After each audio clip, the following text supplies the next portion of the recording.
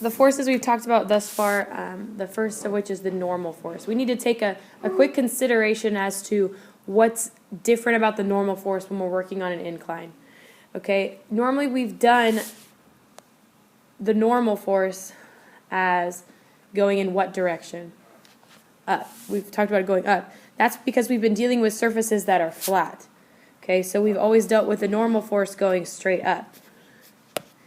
However, we need to kind of readjust this to think about the normal force going perpendicular to the surface.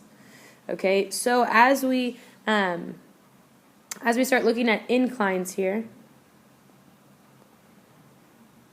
we're going to have to start thinking about the normal force as going perpendicular to the surface.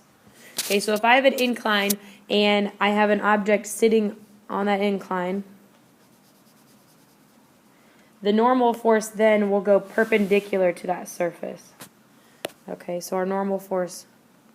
Oh, but it's still going up, right? Yeah, it's still going in upwards direction. It's still the surface pushing up on the object. It's just now going directly up or directly perpendicular to that surface. So it's not going straight up like this. That's not how it works. Okay, so it's going to go perpendicular to that surface. So the normal force and the surface should make a right angle. That's what perpendicular means. Okay, so it should make that right angle. All right. We also need to look at our gravitational force. Where have we seen the gravitational force go thus far? It goes straight down. Okay, that does not change. Okay, this still pulls the object straight down all the time. Okay, no matter whether you're on an incline, whether you are on a flat surface. But here's our incline. Here's our object. So now we have the normal force, which is perpendicular, and we have gravitational force, which is straight down. Okay?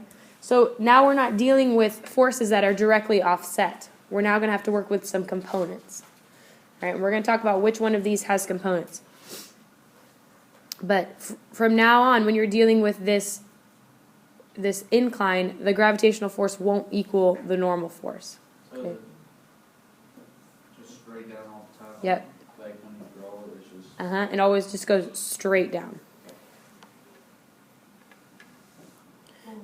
Okay. So let's look at forces on an incline. When we're working with inclines, we choose to rotate our x-axis to sit along the incline. All right. So we're going to rotate that axis so that it sits right along the incline. We do this so that we don't have to work with components as much. So our x-axis now sits like this. Oops. Our x-axis is now this white line. Okay, and our y-axis would be like this. Okay, we just rotate it. We tilt it a little bit so that it sits with the incline. So this is our x, and this is our y. Just so that we can work less with components.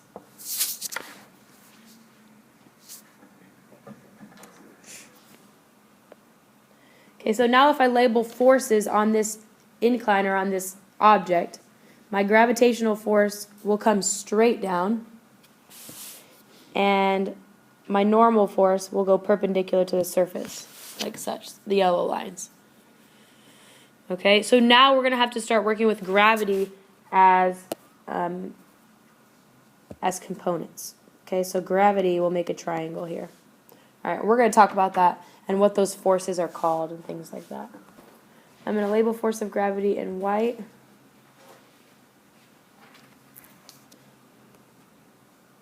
I'm sorry.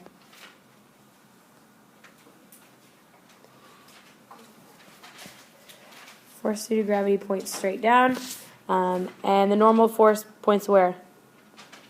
Perpendicular. Perpendicular. Okay. So we'll label these F sub N and F sub G. Okay. So now I'm going to click through the rest of these. I'll have to redo my drawing, but that's okay.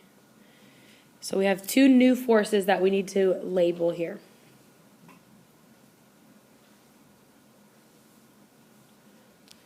Here's our normal. And here's our gravitational. Okay, so now we know since our x-axis is along the incline. So like 2 lines. They're like F2. And no, it's parallel. Oh. That's what it's called, F parallel. Okay, so the horizontal component of F sub g is called F parallel or force parallel. So that's the horizontal part of force due to gravity. Okay, the vertical component of force due to gravity is also called the normal force. Okay, that's because these two lines should equal each other. Okay, the vertical or the regular normal force should equal that vertical component of the normal force. You know what these two double lines mean? Do you know what double lines mean in math? Yeah, they're equal to. Those are congruent lines, okay? So those two lines should equal each other. And that's why they're both called the normal force. All right? This just gives us a way to find it. So when you draw your component triangle of gravity, you should always have a right angle between the parallel force and the normal force. Okay? Sometimes people get to drawing it and it ends up where the right angle is at the gravity side. That's not right. Okay? Force due to gravity should always be your hypotenuse of that triangle. Okay? When you're solving for these things, you're still finding force due to gravity in the same way. You still find your hypotenuse of your triangle by taking mass times gravity. That doesn't change. Okay? So solving for F sub g doesn't change. But solving for that will then give you your hypotenuse of your triangle. Okay? Which then you can solve for the sides. Okay? What happens when you're working with an incline is that it will give you a degree at which the incline is sitting. Okay, so it'll tell you it's resting on an incline at 30 degrees to the horizontal, something like that. It will tell you some degree at which the incline is sitting. And that goes right here. But it also sits right here in our gravity triangle. Okay, so every time it tells you what degree the incline is at, it goes right here in your triangle. Okay? So it's always from the surface to the gravitational force. All right? So whatever angle you get for your incline should sit right there. And then you can solve for your sides using sine and cosine. All right. So F parallel is always on the bottom. Yeah, it's always on the bottom. It's called F parallel because it's parallel to the incline. That's why it's called that. Make sense? Okay. So let's just take a look. I'm going to walk you through step by step. First of all, we need to draw our system here. For some reason, I always draw my incline in this direction. If you don't want to, that's fine. I just always do. I don't know why. Okay. But it can go anyway if you want. So here's my object. We know our axes are going like this. Okay, which direction do you think we should choose to be positive? Going up the incline or going down the incline? You think going up the incline? I think going down. Yeah, you're just tilting it, so this is still kind of like the east direction. But let's think about it this way. What direction is an object more likely to go? Up the incline or down the incline? Down. So if you choose down to be the positive direction, you're going to be working with less negative numbers. That's why we typically choose that. So we're going to say this is positive, and then we would say like up above the surface will be positive 2, and down here be negative. But that's just because we rotate our axes. So we choose down to be the positive direction, down the incline to be the positive direction. So we tilt our axes, label our positive and negative direction. That's it. All right, so I'm going to click through this here. We want to find force due to gravity here. So here's my incline. Here's my object. Here's F sub g, F sub n, and then we're going to break down our triangle here. So tell me what this side should be labeled right here. F sub n. And the bottom side should be called F parallel. Good. Okay, so there's our free body diagram. Do we need to worry about friction in this case? No, it doesn't tell us anything. It doesn't give us a coefficient. It doesn't tell us what the frictional force is, so we just assume it's frictionless. Well, it says frictionless. Oh yeah, it does say frictionless, thank you. So we can also assume that that means frictionless. Okay, so when we find force due to gravity, we do it the same way. So we take what? Mass times gravity. Okay, so 10 times 9.8. And we get 98 newtons. Okay, so that means that equals F sub g, which is then our hypotenuse of our little gravity triangle. Okay, we have our degree here. This angle right here is 30 degrees. Okay, that angle between gravity and the normal right there at our surface is 30 degrees. So now we have our hypotenuse and we have our angle that we need. Okay, so I'm going to click through. My work's going to go away. Do you have everything you need? Okay. So now we want to find the normal force. Okay, how do we go about solving for the normal force here? Yeah, cosine. Okay, we have our system. I'm not going to draw all the forces here. I'm just going to draw my gravity triangle. Okay, we know our hypotenuse is 98 newtons. We know the normal force is right here, and we know this angle inside there is 30 degrees. Okay, so to find the normal force, we use what trig function? Good, cosine. So we take 98 times cosine of 30. And we get what?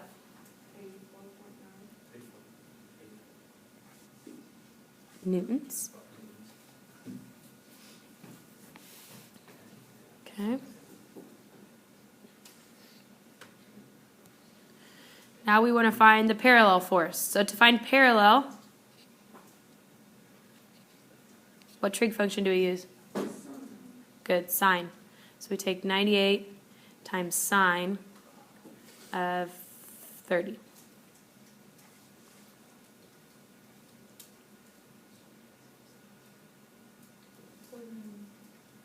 .49 newtons. Okay, so we have all the components of our gravity triangle now. All right. So now we want to see the acceleration of the box as it slides down the incline. So what forces should we be looking at here? Horizontal or vertical? Horizontal. And what's our only horizontal force?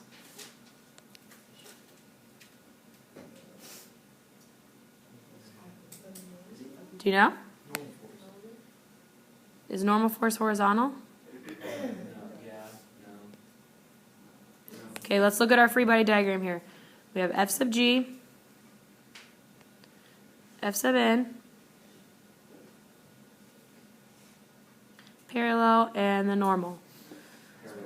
Yeah, parallels are only horizontal force. We could move the parallel force up here if we wanted to.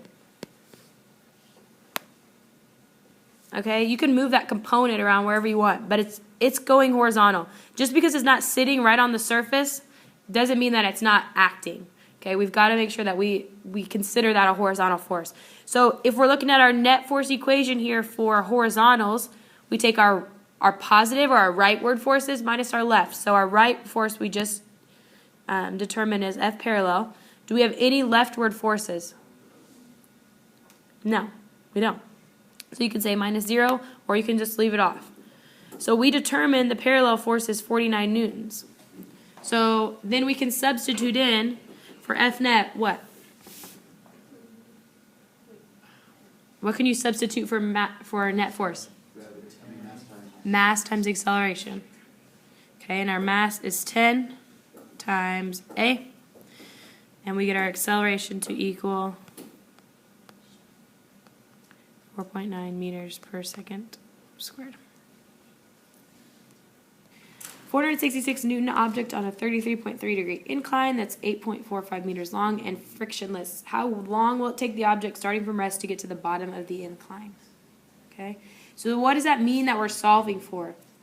Overall, our main goal is time. How long will it take? So we're solving for time here, overall. Okay, so let's go ahead and draw our free body diagram here.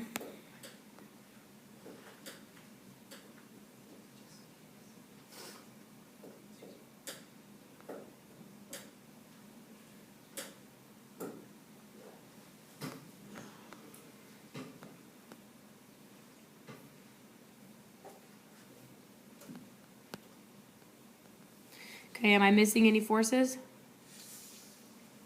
No, I don't know if I did. Maybe another parallel. What for? Where would it go? Right by the main slope. No, you could move it up there if you wanted to, but you don't have two of them. You know what I'm saying? I was just drawing that up there so that you could see we could move it up there, but there would never be two of them. Okay. So just to show that it could sit up here, you could draw it up there. Okay. All right, so first of all, we want to find time, okay? We're looking for how long it's going to take to get down the incline. In order to get to time, what part do we need to be solving for here? Okay, we've got to find acceleration before we can get to time, right? Because in order to use our kinematics equations, we have to have acceleration that's moving down the incline. So we're going to go through the steps here, okay? So first of all, we want to find our parallel force. How do we find our parallel force?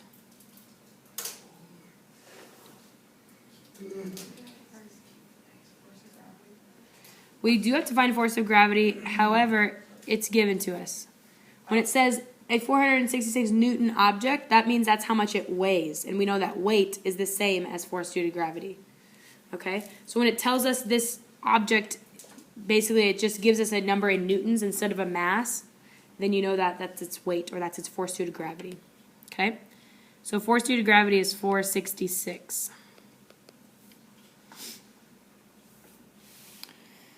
So to find the parallel force, what trig function do we use?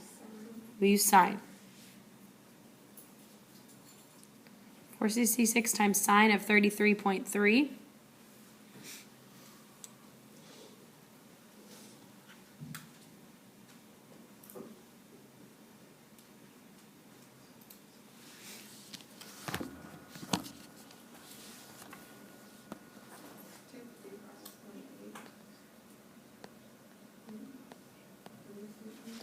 Is that what everybody got? Okay. So we have our parallel force.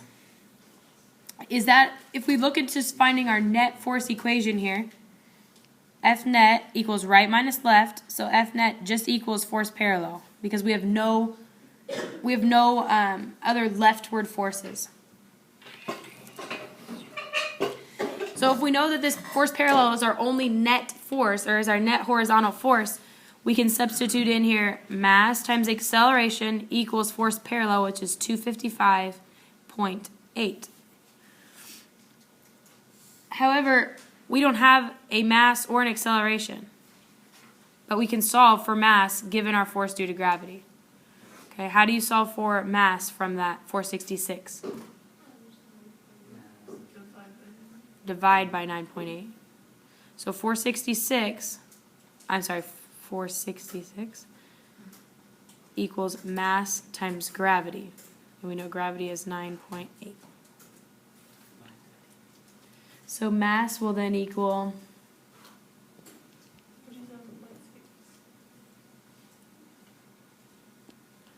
okay. So now we have our mass. We can go plug it into our net force equation, and we'll find our acceleration.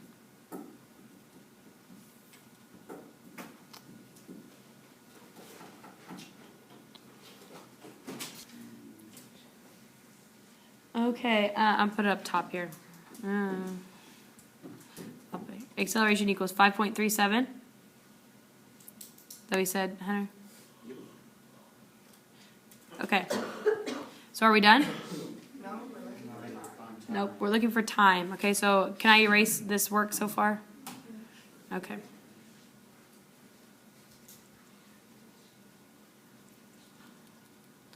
All right, so acceleration equals 5.37 meters per second squared. And we want to find time. Okay, if we know that it starts from rest. Do we have a final velocity that we could be using? No. What about, what's this number, 8.45 mean to us? Yeah, it's our distance. Okay, so we're going to use x, we're going to use d sub f equals d sub I plus vit plus 1/2 at squared.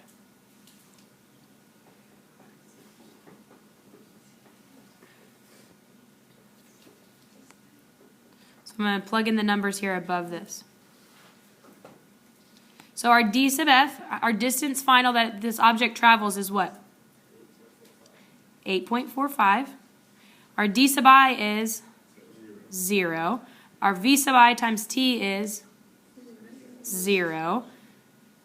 1/2 5.37 times t squared.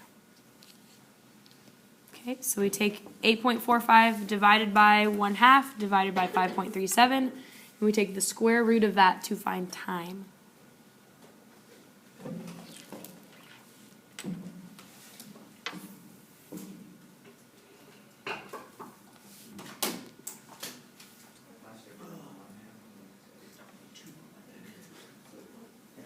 Okay. Okay, so with this problem, our overall goal is to find acceleration. I'm going to clear out these questions so that we can have some more room, so I can have some more room to write. But you need to know that our overall goal here is to find acceleration of the box, okay, as it slides down the incline. So I'm going to go ahead and draw our system here, draw the diagram.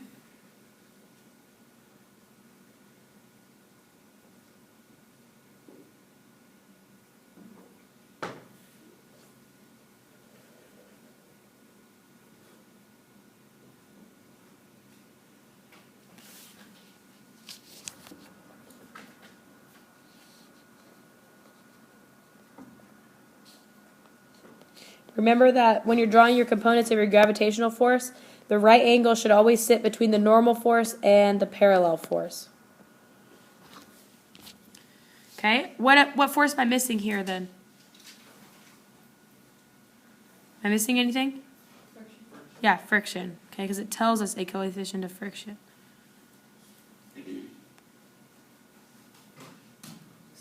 Okay, so it's important here to notice that although friction and the parallel force don't sit right next to each other, or they're not directly across from each other, you still have to consider this frictional force and the parallel force as counterparts. Okay, they both add up to our net horizontal force here. So we have to be careful as to what that we don't leave the parallel force out. All right, that's still part of our horizontal system. All right, so let's go ahead and find first of all, let's find our force due to gravity. Okay, because we need to know that hypotenuse of the triangle before we can solve for any of those components. Okay, so F sub G equals mass times gravity. Mass is 20. Gravity is 9.8. I think we get about 196, I think. Okay. Okay, so 196 then becomes the hypotenuse of our triangle. All right, we also have our angle of 50 degrees, which sits right in here.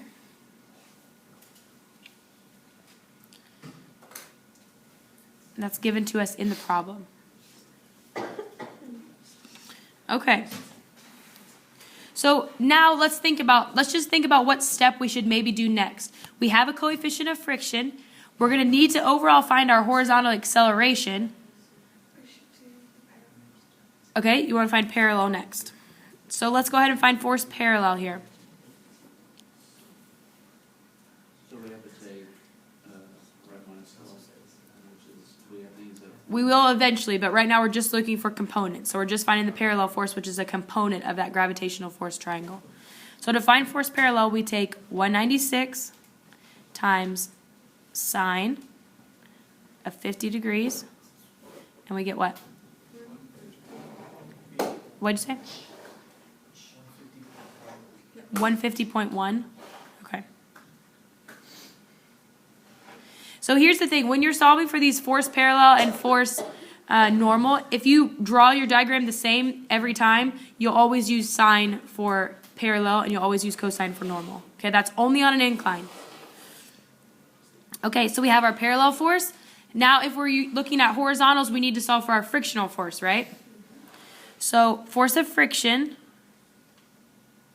equals coefficient of kinetic friction times the normal force. So we have the coefficient. Do we have the normal force yet? No. So we need to solve, first of all, for the normal force. So I'll go ahead and jump down here and do this. The normal force then is equal to 196 times cosine of 50. What'd you get? 126. Okay, so now we can use this 126 and jump back to our friction equation here. Plug in our coefficient, which is 0.40, times our normal force, which is 126.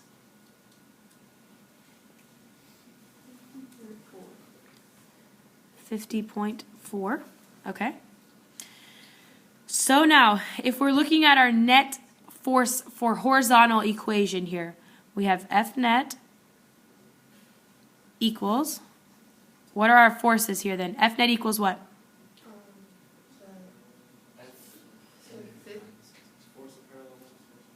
Exactly, force parallel minus force of friction. Okay, because we're looking for acceleration, which is a horizontal. We're looking for our horizontal then net force equation. We take parallel minus friction. Good news is that we have both of those forces because we already solved for them. So we're going to take F net equals 150.1 minus force of friction, which we found to be 50.4.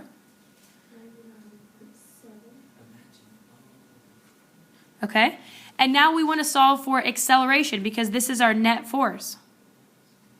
So what do we do now? Good, we substitute in mass times acceleration equals 99.7. And we know our mass is 20.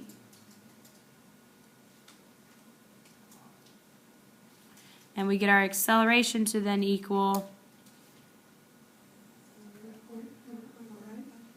what did you say? Just 5? Oh, that's fine. Okay. And acceleration units are meters per second squared. Okay.